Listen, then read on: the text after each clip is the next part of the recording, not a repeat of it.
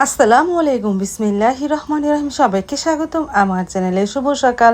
রান্নাঘরে আসা হয়েছে অনেকক্ষণ আগে। আমি করলাটা কেটে নিয়েছি, আলু কেটে নিয়েছি, পেঁয়াজ কাঁচামরিচ দিয়ে তারপরে বাগারও দিয়ে ফেললাম। করলা ভাজিটা করি, পান্তা ভাত আছে আর ডালের বড়া ভাজবো। ডালটা ব্লেন্ডারে ব্লেন্ড করে ফেলি, তাহলে আস্তে আস্তে ভাজি হোক। এখানে একটু লবণও দিলাম।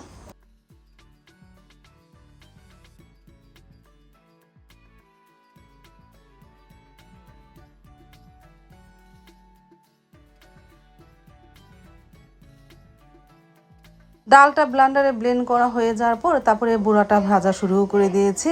আর এদিকে মার জন্য রুটি ভেজে নিতেছি। মা রুটি আর ডিম পোচ খাবে, আর মাকে পান্তা ভাত দিব না। তারপরে যে ডালের বড়াটা আস্তে আস্তে ভেজে নিলাম, আলহামদুলিল্লাহ।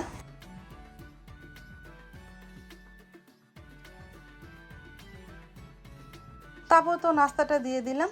সাইদুলের বাবা, মা রুটি ডিম পোচ খাচ্ছে, আর এদিকে সাইদুলের বাবা ডালের বড়া নিয়ে বসলো। আমিও তার সাথে পান্তা ভাত খেতে বসে পড়বো। তারপরে এই যে সাইদুল বাবা খেতে বসে পড়লো, আমিও তার সাথে খেতে বসে পড়লাম। আমি এবার শুকনা মরিচ ভেজে এনেছিলাম পান্তা ভাত দিয়ে খাওয়ার জন্য। লাল লাল করে পান্তা ভাত খেয়ে নিলাম, আলহামদুলিল্লাহ। এই যে শুকনা মরিচ ডলে নিয়েছি, সাথে ডালের বুড়া আর উস্তা করলা ভাজি নিয়েছি।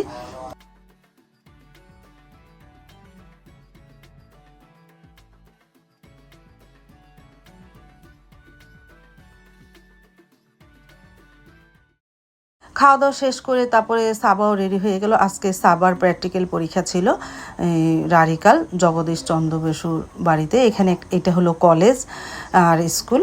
এখানে দেখো আমি এই ভিতরে ঢুকিনি, মানে যখন মেন পরীক্ষা হচ্ছে তখন ভিতরে ঢুকতে দেয়নি।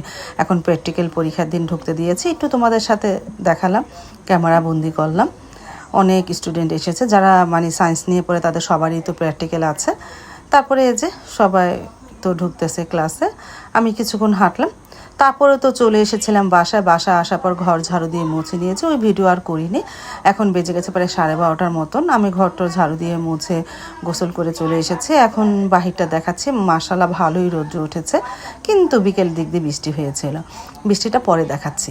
তারপরে এই যে রান্নাঘরে চলে আসলাম। আজকে আয়োজন কি, বোয়াল মাছ পটলের ঝোল করব, আর পুঁইয়ের ডোকার ডাল রান্না করব, লাউ শাক ভাজি করব। এই দুপুরের মেনু। তাহলে ভাতটা বসিয়ে দিলাম, বলক এসে গেছে। আর এদিকে পটল আলু ভেজে নিতেছি মাছের জন্য। আর এদিকে মাছটাও ভালোভাবে ধুয়ে নিতেছি। আমি দহির মধ্যে মানে মাটির দহিতে একটু কেচে নিয়েছিলাম, এখন ভালোভাবে ধুয়ে নিতেছি। আর মাছটা ভাজবো না, কষা ভোনার মতনই করব। পটলটা ভেজে নিলাম, তারপরে মশলাটা ভালোভাবে কষানো হয়ে যাওয়ার পর মাছ দিয়ে দিলাম। মাছটা কিছুক্ষণ কষিয়ে পরে পটল দিয়ে আবার পানি দিয়ে দিয়েছিলাম, মাছটা একটু কষানো হোক।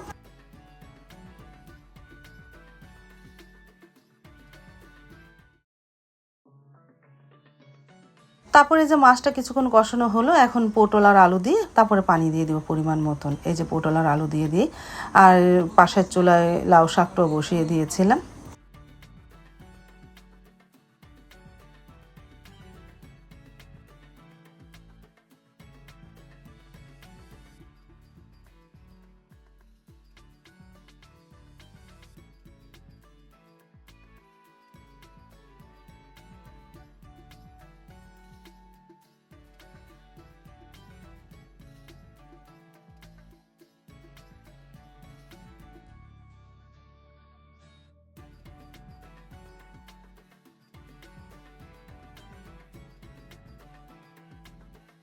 তারপরে এই যে বলক তো এসে গেল। এখন একটু শাক দিয়ে আস্তে আস্তে জালে পটলের ঝোল করি বোয়াল মাছ দিয়ে।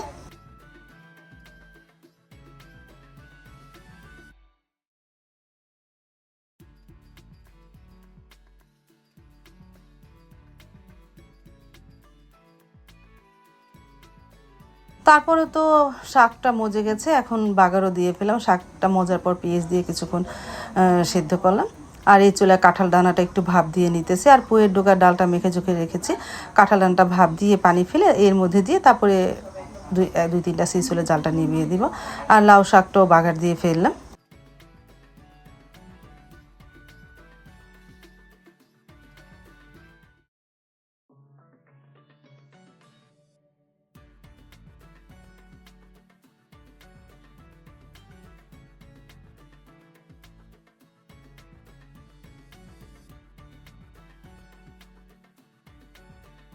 আর এদিকে পটল আলু দিয়ে বোয়াল মাছের ঝোল হয়ে গেল। আমি একটা বাটিতে বেড়ে ফেলবো, ভাতটাও ঠিকা দিয়ে ফেলেছিলাম, ভাতের ঠিকনাটাও তুলে ফেলি। তারপরে তো এই যে লাউ শাক ভাজি হয়ে গেল, পটলের ঝোল, বোয়াল মাছ, ভাত, আর এদিকে লাউ মানে পুয়ের ডোকার ডালটা এখন বাগার দিব। তিনটা সিস পর নামিয়েছি। এখন এই যে রসুন আর মানে পেঁয়াজটা ভেজে এই ডালের মধ্যে দিয়ে দিব না। তারপরে তো রসুন আর পেঁয়াজটা ভেজে ডালের মধ্যে দিয়ে দিলাম, আর একটু বলক আসুক, তারপরে বাটিতে বেড়ে ফেলবো না।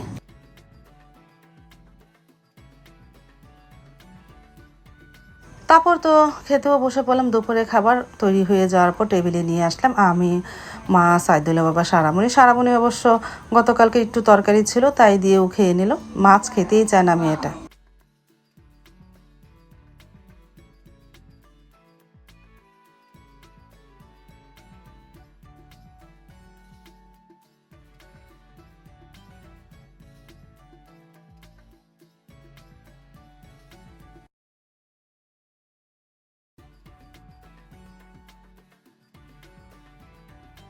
তারপর তো খাওয়া দাওয়া শেষ করে গিয়েছিলাম সাবাকে আনতে, রারিকাল। অটোতে উঠেছি, প্রায় বালাসুর এসে পড়েছি। আসার পরেই তো গুড়ি গুড়ি বৃষ্টি শুরু হলো। আমাদের মেন রাস্তায় নেমে হেঁটে ভিজে তারপরে বাসায় গেলাম। যেই বৃষ্টি হলো আর কি বলবো, অনেক ঝুপঝুপিয়ে বৃষ্টিটা নেমেছিল।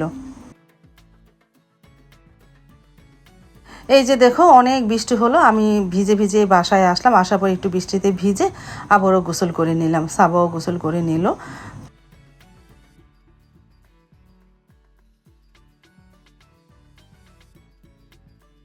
বৃষ্টিটা একটু কমলো, আর এদিকে সাইদুল বাবা কাঁঠাল ভাঙতেছে। এই কাঁঠালটা আমাদের পাশের বাসায় ফুপু দিয়ে গেছে। উপরে একটু নরম হয়েছিল, তারপরে নিচে রোয়াটা একটু শক্ত, তারপরে আর খেলাম না, একটু ভাঙার পরে রেখে দিলাম। মনে করলাম আজকে দিনটা থাকুক, আগামীকালকে আবার একটু নরম হতে পারে। কিন্তু উপরে দুই একটা রোয়া অনেকটা নরম ছিল, এই জন্য কাঁঠালটা ভাঙতে বলেছিলাম। অনেক যুদ্ধ করে একটু ভাঙলো, কিন্তু আলহামদুলিল্লাহ কাঁঠালের রোয়াগুলো অনেক মিষ্টি ছিল, ভালোই লেগেছে। তারপর তো দেখতে দেখতে সন্ধ্যা হয়ে গেল। সাইদুল বাবা দোকানে বসে গিয়েছিল, আবারও সন্ধ্যার পর অনেক ঝুপঝুপিয়ে বৃষ্টি হলো। সাইদুল বাবা আর দোকানদারি বলতেছে বাসায় চলে যায়, কারেন্ট নাই। আমাদের তো আইপিএস আছে, কারেন্ট নেই, এই জন্য সাইদুল্লাহ বাবা চলে আসলো, এই জন্য তালের শ্বাস নিয়ে এসেছে। তালের শ্বাস খেলাম আর চা বসিয়ে দিলাম, সবাই মিলে চা খাবো নে।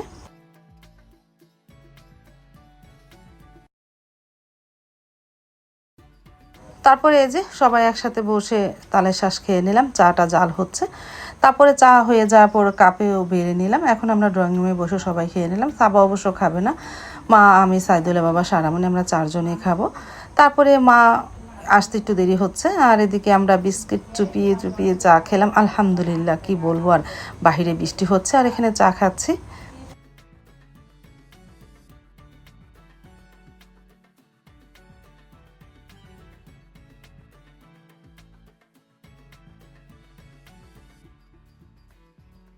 আজ তাহলে এ পর্যন্ত, দেখা হবে আগামীকালকে নতুন আরেকটা ব্লগ নিয়ে। আল্লাহ হাফিজ, আসসালামু আলাইকুম।